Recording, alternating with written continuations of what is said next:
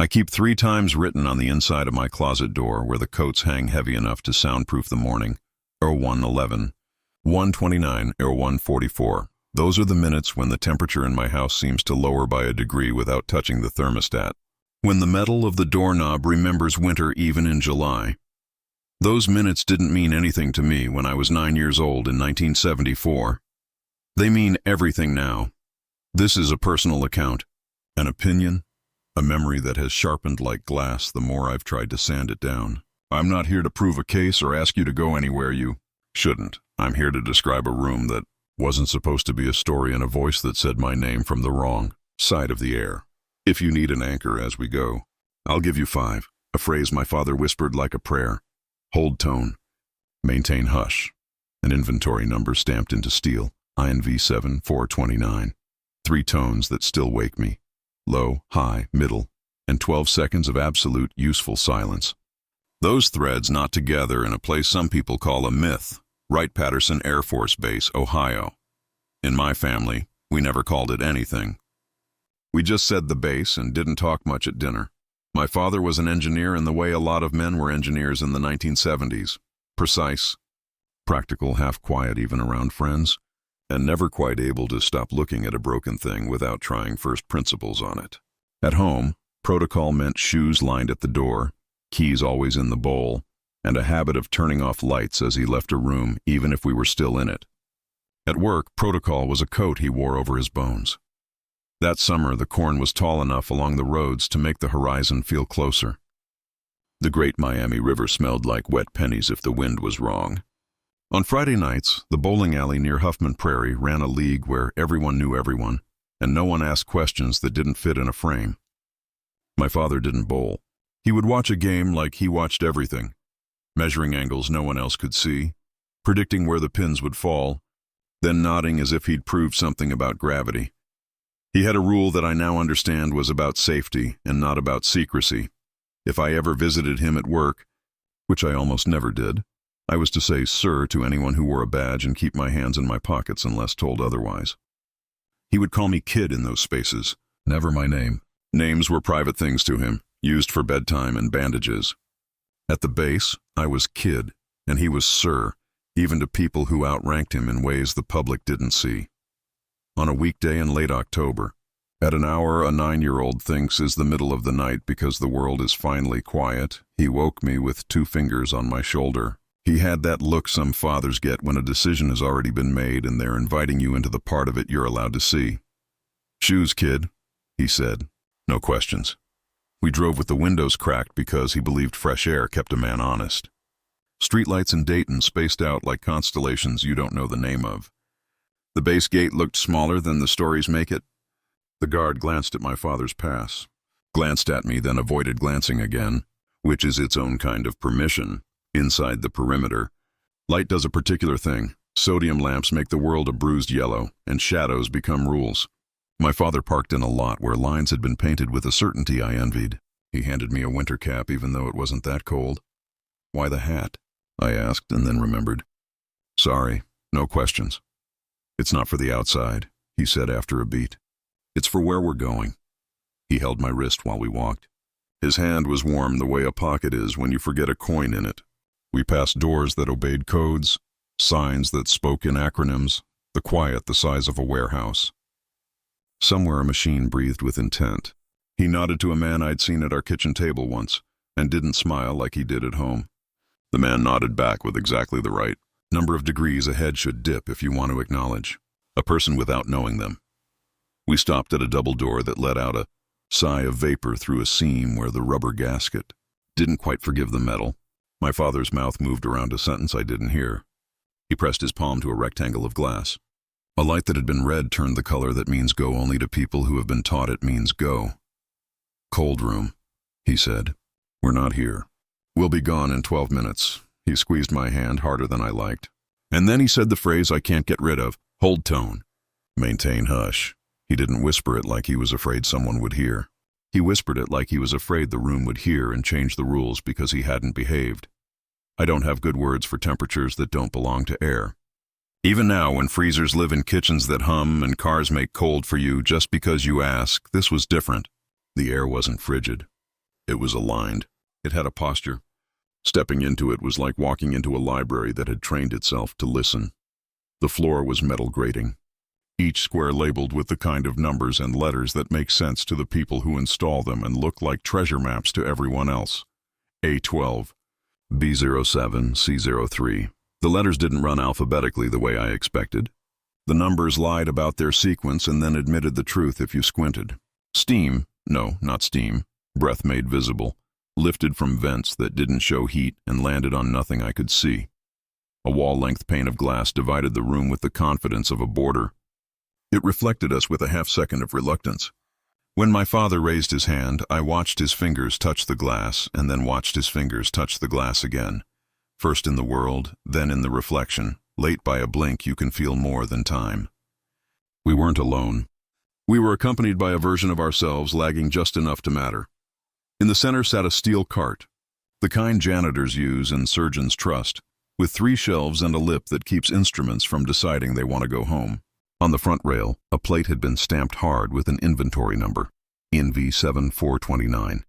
The 7 and the 4 were clean. The 2 and the 9 were slightly pulled, like the metal had resisted and then relented. I reached for the plate.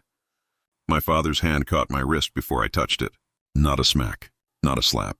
A correction, hands in pockets, kid, I obeyed. Because you do when a room teaches you you're borrowing it. Then the sound. 3 tones, low, high, middle. They weren't an alarm in the way fire drills train you. They were an announcement, a clearing of the throat of a place. My teeth hummed for the duration of the low. My scalp prickled at the high. The middle settled behind my ears where headaches begin. After the 3rd tone, a voice said my name. Not kid. Not the nickname my father used when I spilled milk or fell asleep on the sofa. My name. The one that lives on the first day of school and inside the covers of library books. A voice that sounded like a recording of a person speaking into a metal sink. I looked at my father as if I'd misheard. He didn't look at me. He was looking at the mirror and not watching our reflection be late. Hold tone, he said without moving his lips. Maintain hush, the voice said my name again. It did not ask a question. It didn't say hello. There was no breath in it. Only the geometry of my syllables arriving correctly from the wrong place. The glass adjusted. That's the word I have. It adjusted like a person might lean a fraction when another person steps into a conversation. Behind it, shapes did the polite thing that shapes do when the lights are on and you don't want to admit you were waiting. The room on the other side felt colder in a way that wasn't temperature. It was a refusal to share. Dad, I said, forgetting rules. Remembering love. Maintain hush, he said. The way men say things when the next sentence will be. Apology if we survive. He had a stopwatch in his hand now, the kind with a crown you. Click, and a face that counts seconds like a drummer, who's never known a metronome. He started it when the tones sounded. He clicked it again when the voice finished saying my name. He nodded once, like 12 counts had behaved. From somewhere in the floor, under the grid, from the alphabet we stood on, a small wind rose. It wasn't air moving. It was the idea of air moving. It lifted the hair on our arms and then smoothed it back down. The mirror took a breath. There was no fog. It was a breath the way a crowd inhales before an orchestra begins. And then I heard the 3 tones a second time, out of sequence this time, middle, low, high, and the voice did not say my name. It whispered, confirmed. My father took a step backward. He never takes a step backward. He shook his head once as if we'd stumbled into a ritual and he'd miscounted the candles. He didn't take my hand this time. He placed it against my chest and felt for a heartbeat, which was going too fast and trying to keep time with a clock that didn't belong to us. Time to be gone, he said. No more looking. But I was 9, and 9 is a number that believes that naming a thing tells you what it is. I turned to the card again, to the inventory plate that had announced its date like a secret spelled for children. 7-4 for the year, 29 for... What, a shelf? A box? A countdown? I didn't know then that it would become a second hand that refused to stop landing on 0129 when it mattered most. The glass offered me one more mercy before we left. It said my name a 3rd time, and then it returned my father's word to him, the one he'd used to keep me calm around sparklers and beagles. Kid. The vowel wasn't right. It was thinner, like someone had stretched it on an instrument they'd only read about. But it was close enough to make my father close his eyes and swallow anger he had nowhere to send. We stepped out. The door sighed. The air unpostured. My father's body warmed up like a car whose engine is told it can idle again. He crouched so we were the same height, and he tucked my cap over my ears like he does in snow. "You did fine," he said. "Say the words, hold tone, maintain hush. If you ever hear those 3 tones again, you say that first. Then you say your name. Then you say nothing else, even if someone asks me a question, especially then." He walked me out past men who heard nothing because the world is kind that way sometimes. We drove home. He didn't turn on the radio. He didn't check the mirror except to make sure it was still there. At the house, he wrote a sentence on a yellow Post-it and stuck it inside a metal box where we kept things that weren't supposed to be in circulation. Hold tone. Maintain hush. I went to sleep and didn't dream. For a while. Fathers are not always good at narrating what they did with their lives. Mine kept his stories in the utility room, in tins that once held cookies and now held screws. When he died, he left a box labeled in his careful blueprint handwriting, "Audio Shop." Inside were 3 reel-to-reel tapes, each with a date in pencil and a set of numbers in the margin. On the leader of each tape, 12 seconds of silence. Not tape hiss, not blank. Silence, like someone had recorded the absence of something on purpose. On the back of the smallest reel he'd written INV 7429. I had long since remembered the plate on the cart. The slight pull in the 2 and the 9 like a sly smile. He'd also tucked into the box a unit patch he'd never worn, a shape-on-shape design where the thread was just a half shade off from the fabric, so you had to convince your eyes to see it. When I held it up to the window, I saw what you'd call mistakes if you weren't him. 4 stitches that sat just off the cadence of the seam, like a drummer counting in 5. I don't know what those were. Shelf numbers, room designations, or nothing. The jitter of a machine that was tired when it sewed. I know he kept it like a man keeps a map he pretends he doesn't read. For months after the funeral, the house changed how it held cold. At 1:11, 01:29, 01:44, I'd wake and know the refrigerator wasn't responsible. My analog clock, the one I inherited because I wanted to hear time behave, stopped on 29 once, then ticked forward as if embarrassed. Every Wednesday, a call came in that lasted 12 seconds without sound. When I answered, the line held its breath. When I let it ring, the voicemail caught nothing but the shape of a pause. I'm telling you this not to be dramatic, but because I want to close the loops I opened. The 3 tones. I hear them in places they might belong. Museum recordings, archival warning chimes, safety interlocks that announce themselves before they do their serious work. Sometimes the sequence is right, low, high, middle. And sometimes the order is wrong in a way that still feels fluent. Middle, low, high, as if grammar exists on the other end of the glass. If you ever hear those 3 notes in that relationship, I want you to comment with just 3 letters. Ice. Do not tell me where. Do not send me links. Just ice. I'll know you know the shape of what I'm describing. And the number. INV 7429 lives now as a hinge in my head. I am not asking anyone to go look for it. I am not asking anyone to pull drawers in buildings they shouldn't be in. I am asking you, when you hear a catalog number in any public archive that seems to wear its date like a fake mustache, to enjoy the strangeness and then go back to your life. Because here is the twist I can live with. The year 1974 wasn't just our calendar. It might have been the way a system knew which children would understand a door that opens by tone. And 29, that number that keeps finding me at 0129, might have been a habit the room had, or the time my father knew he could borrow before protocol noticed the lights were on. I went back to the National Museum of the U.S. Air Force years later, a civilian with a history that doesn't fit neatly in any display.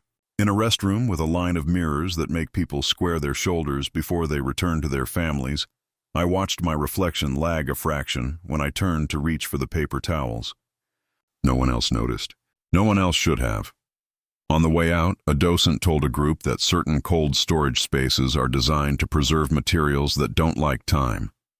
He meant rubber, adhesives, photographs. He meant things you can label and fund. I smiled like you smile when you know the polite version of a story and choose not to ruin it. I promised you an amulet, a number, 3 tones, and 12 seconds of silence. I promised you my father, who broke protocol for 12 minutes and then spent the rest of his life obeying it enough to sleep. I promised you a room that knew my name, Here is my knot, pulled tight. If you wake at 0111 for no reason that a home can fix, you are not haunted. You are attentive. If 0129 finds you looking at a clock and feeling suddenly, absurdly cold in the ribs, say my father's line under your breath. Hold tone. Maintain hush. If 0144 is when your hallway seems longer than architecture allows, sit up for a minute. Listen for a 3-note phrase that doesn't belong to your appliances. If you hear it, don't answer. Don't test it. Don't say the word the glass used for me. Let the notes finish their work. Then say your name once, like you're writing it inside the walls of yourself, not like you're offering it to the air. I don't have coordinates. I won't share schematics. I won't tell you the building or the bay or the corridor with the initials that everyone trades in whispers. I will tell you the grating underfoot was labeled in a pattern that wanted to be read, that A12 and B07 mean nothing until they suddenly mean you're standing where a room expects you to. I will tell you the mirror breathed without fog. I will tell you the steel plate was stamped with a number that knew the year would become my spine. If you've ever loved a parent who made a mistake in your favor, you know the ache of gratitude that splits into fear as you grow. My father let me into a place he did not have permission to let me be. He did it so he could give me the only instruction he thought a child could carry. Hold tone. Maintain hush. Be the person who can stand in a doorway between rooms and not move until the tones have chosen whether you belong. In the end, I don't think the cold room is about secrets. I think it's about storage. Not of objects, but of moments. The room keeps seconds the way a bank keeps coins. Sometimes it lends them out and charges a fee in dreams. Sometimes it calls your house on a Wednesday night and counts to 12 with you. If you've heard the 3 tones. If you've felt the 12-second emptiness where your heartbeat waits for the world to catch up. If your name has arrived in your ear from a place with glass between you and it, leave ice in the comments and go on with your day. I will read it at 0129. I probably won't be sleeping. Hold tone. Maintain hush. The rest is Ohio in the dark. Sodium lights making soft halos on wet pavement. A father's hand around a wrist small enough to circle with a thumb and finger. And a room that adjusted to make space for both of us long enough to teach me how to listen.